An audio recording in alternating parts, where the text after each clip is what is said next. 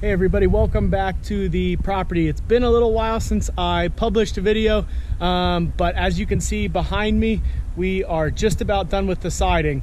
The back side of the house is completely done. Both sides are completely done, and we're just finishing up here today with what's on the front.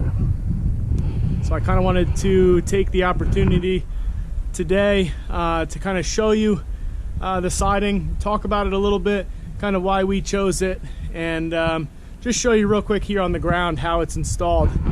It's not the easiest to take the camera up and try to film the stuff while we're doing it, putting up the siding, stuff like that, especially once we get up higher. There's really nowhere to put the camera to kind of show you fastening the pieces together at the butt joints, and then, you know, lapping everything as we go up. So I did get a little bit of time-lapse footage from this side of the house here, on the back side of the chimney. So I'll go ahead and show you that here in a little bit. But right now, I think quick, I'll just take you on a walk around the house and kind of show you how everything turned out. You can see up top, we did white soffit with black fascia. Not quite sure how well you can see it with the sun there, but I'll try to point it out as we go around the back. And then of course you can see the black trimmed Anderson windows, and we went with a 3.5 inch trim around each window. Now this trim, the trim package for this Everlast Advanced Composite Siding, they just call it a pocketed trim. And each piece, these are 3.5 inch J's, they call them. And then the corner trim, and then over here by the edge of the fireplace, is just a regular, I think it's an 1.5 inch J channel. They're all just pocketed trim, and the siding sits back in there at every joint. So these J blocks over here at the J channel, and anywhere there's trim, they have you leave a 1/4 inch gap for expansion during the warmer summer months.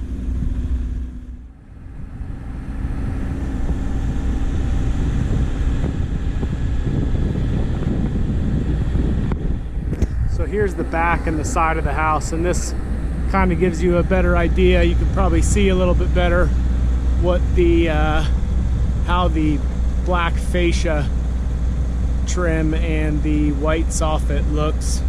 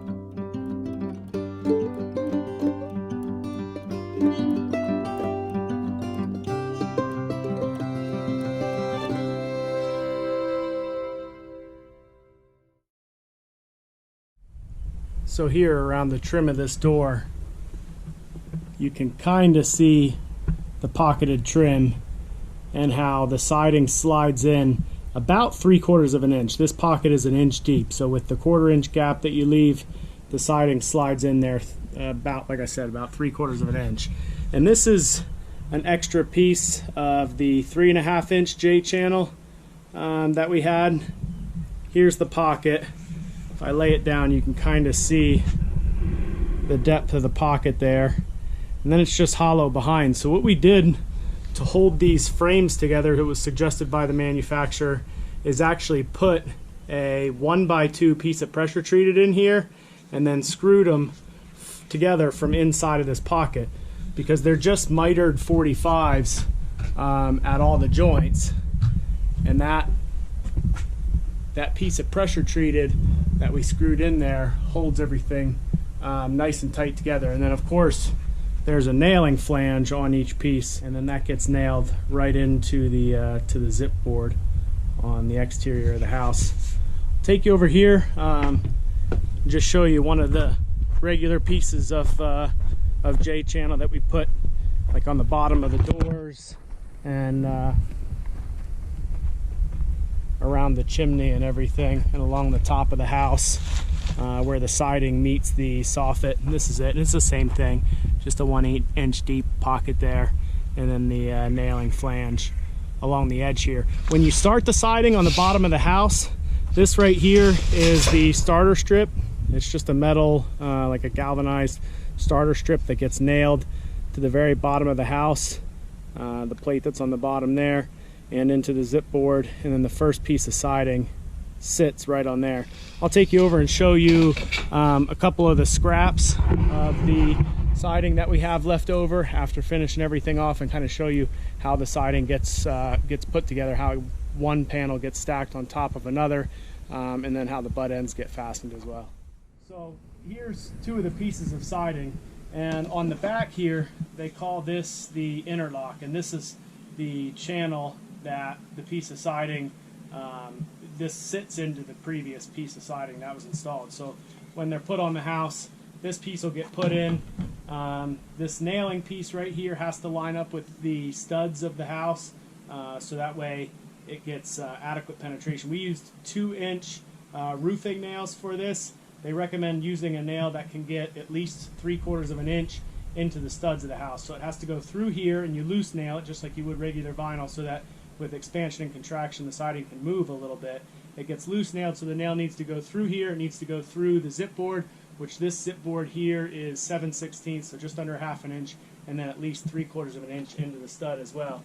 And then once the last piece is nailed, you take the next piece, cut it to length, and it slides on just like that. Now you kind of work your way side to side on the house and then up as you go. So when you have two pieces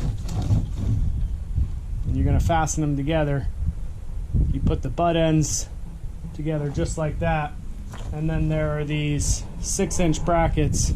Obviously this isn't the perfect example, these pieces weren't cut to meant to be together, but you take this 6-inch bracket, put it there, and then there's these real short screws. They're just 3/8 of an inch, and they go in the holes of this bracket here, and they're short like that so that they don't go all the way through the siding and into the back of the house, because that locks these two pieces of siding together, but then since they're loose nailed, it allows it to slide back and forth as one piece.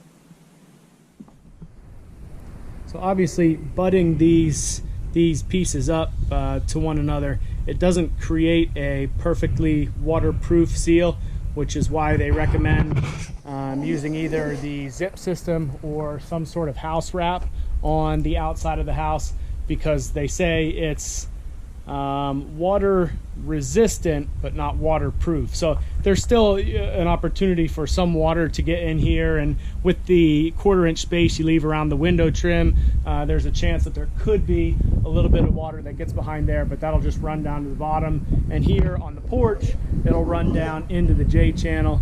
Up above the porch roof here, it'll run into a J-channel as well, and then on the sides of the house, it'll just run down the sides of the house and right out the bottom.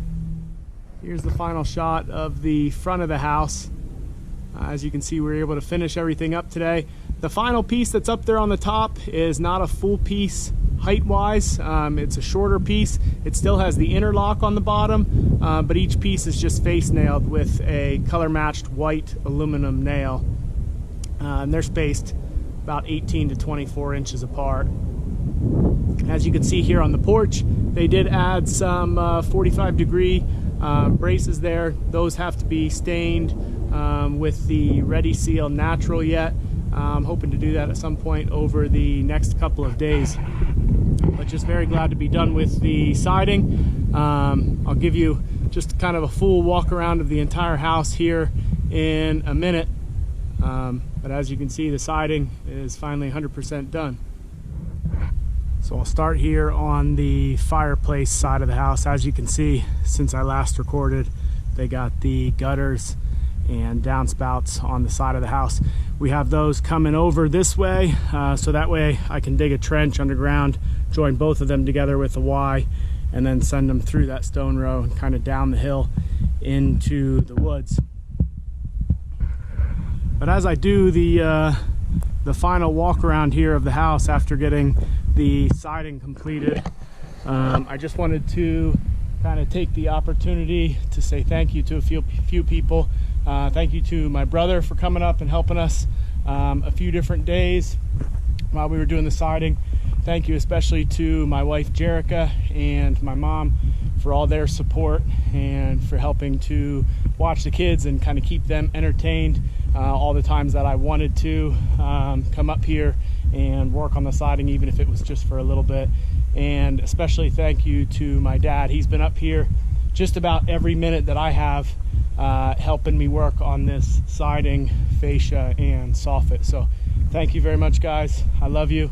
I appreciate all your efforts towards moving us forward to our final goal of moving in here, hopefully within the next month and a half or so. Also, thank you to all of you who continue watching even during the lulls in videos in a month and a half without posting anything. But as we come around the far side of the house here, you kind of get a really good idea of how things look. Few final touches to do. I've got to caulk all the windows and doors yet, but that'll be an afternoon job here when the weather's decent and nice cool temperatures. So I appreciate you watching today, and we'll see you on the next one.